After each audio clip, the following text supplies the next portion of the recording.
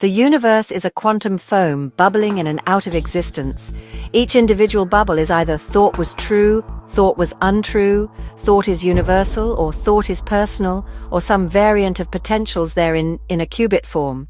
For some reason, enough thoughts decided that their direction is, this is a good outline for reality, this is good, and polarized up at the same time, resulting in the quantum foam for whatever size of region it was to hawking radiation into existence, as it was large enough and energetic enough due to quantum reactions happening nearly at Planck level yet having energy of the equals sign Mach2 of near infinite due to potential zero-point energy involved.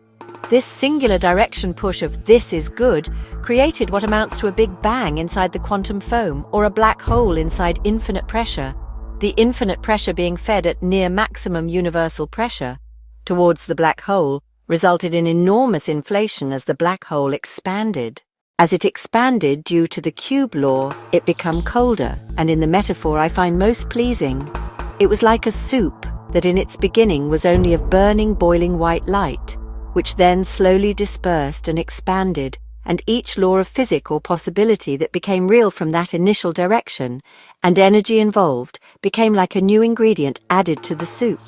Entropy itself is a soup that boils itself to be more delicious. As this self-boiling near-infinite soup became delicious, it started to attract other such universes that were born at other times to dabble in the soup and experience it,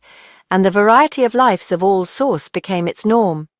As this soup then eventually cools, it'll go from burning hot white single-ingredient soup to first various stages of edible. Then as it cools, it might turn into ice cream and other cold foods until it vanishes. Now the possible endings of the universe as we know it are big cool, big crunch, or big rip. Or thereabouts.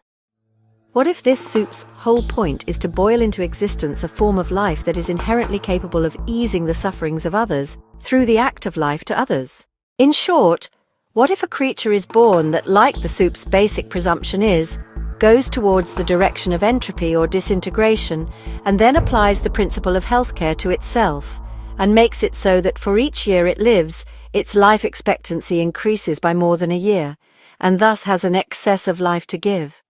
What if then this life form slowly finds life like it, like if it's a human it finds its pet dog and give that life until that's immortal and on until the planet is immortal, and extend that towards the stars? Our sun will expand into a red giant because of metal accumulation in its core. Would not the act of healthcare to our sun be the act of removing metals and recycling hydrogen back to its surface? That would be healthcare to the sun.